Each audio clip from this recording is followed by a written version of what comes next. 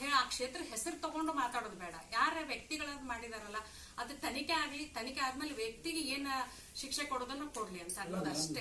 ಧಾರವಾಡದಾಗ ಒಂದು ಏನೋ ಕೊಲೆ ಆದಾಗ ಧಾರವಾಡದ ಮಂಜುನಾಥೇಶ್ವರ ಅಲ್ಲ ಆಗಿದೆ ಅದ ಅಲ್ಲ ಆಗಿದ್ದಕ್ಕೆ ಧರ್ಮಸ್ಥಳ ಹೆಸರು ತಗೋತಾರೆ ಅಷ್ಟೇ.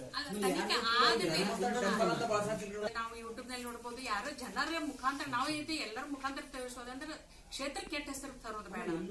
ದೇವಸ್ಥಾನಕ್ಕೆ ಹೋಗ್ಬೇಡ, ದೇವಸ್ಥಾನ ಅಂತ ಎದುರಿಗೂ ಅದ್ರದ್ದು ಮಾಡುವಂತದಷ್ಟೇ.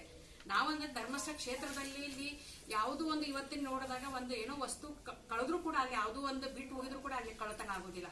ಇಲ್ಲಿ ನಾವು ಈ ತನಿಖೆ ಆದ್ಮೇಲೆ ಯಾರ ವ್ಯಕ್ತಿ ಸಿಗ್ತಾರೋ ಅವ್ರಿಗೆ ಶಿಕ್ಷೆ ಆಗ್ಲಿ, ನಾವೆಲ್ಲರೂ ಅದಕ್ಕೆ ಯಾಕಂದ್ರೆ SIT ಟೀಮಿಗೆ ನಾವೆಲ್ಲ ಸ್ವಾಗತ ಮಾಡಿದೀವಿ. ಅದನ್ನ ಯಾವ್ದು ನಾವ್ ಎಲ್ಲ ಪೊಲೀಸ್ ಇನ್ಸ್ಟ್ರಕ್ಷನ್ ಇದೆ. ನಾವು ಭಕ್ತಾದಿಗಳು ಇಲ್ಲಿ ಯಾರ ಪಕ್ಷದವ್ರು ಅದಾರ ನೀವು ಹೇಳ್ರಿ.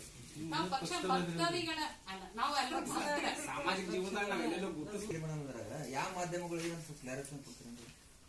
ಮಾಧ್ಯಮದಂತಂದ್ರೆ ನಾವು ಸೋಷಿಯಲ್ ಮೀಡಿಯಾ ಅದಕ್ಕೂ ನಾವು ಮಾಧ್ಯಮ ಮತ್ತೆ ನೆಕ್ಸ್ಟ್ ಮುಂದೆ ಮಾಧ್ಯಮಗಳು ಅಂತ ಅದ್ರ ಬಗ್ಗೆ ಅಪಪ್ರಚಾರ ಮಾಡುತ್ತಾ ಇರೋದು ನಡೀತದೆ. ಅದಕ್ಕ ಆ ಒಂದು ವಿಚಾರವಾಗಿ ನಾವು ಒಂದು ಧರ್ಮಸ್ಥಳ ಕ್ಷೇತ್ರದ ಭಕ್ತಾದಿಗಳ ಒಂದು ಕೂಡಿ ಮನವರಿಕೆ ಏನು ಅಂತಂದ್ರ ಆ ಒಂದು ಕ್ಷೇತ್ರದ ಬಗ್ಗೆ, ಧರ್ಮಸ್ಥಳದ ಮಂಜುನಾಥೇಶ್ವರ ಕ್ಷೇತ್ರದ ಬಗ್ಗೆ ಅಪಪ್ರಚಾರ ಮಾಡೋದು ಬೇಡ ಅಂತೇಳಿ ಆ ಮನವರಿಕೆ ಮಾಡುವ ಮುಖಾಂತರ ಇಲ್ಲಿ ಒಂದು ಪತ್ರಿಕಾಗೋಷ್ಠಿಯನ್ನ ನಾವೆಲ್ಲ ಕರೆಯಲಾಗಿದೆ.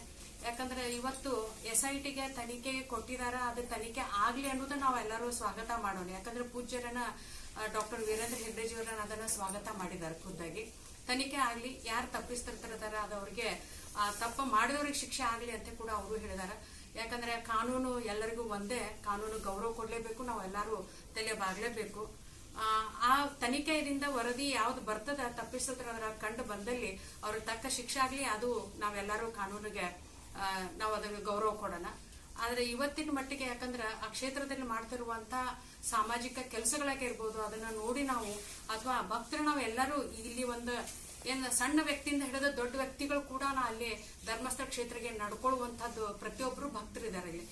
ಆ ಕ್ಷೇತ್ರದ ಒಂದು ಏನಂದ್ರೆ ಅಪಪ್ರಚಾರ ನಡೀತಿರೋದ್ರಿಂದ ಎಲ್ಲರ ಭಕ್ತರಿಗೆ ಒಂದು ಮನಸ್ಸಿಗೆ ನೋವನ್ನು ಉಂಟು ಮಾಡ್ತಾ ಇದೆ.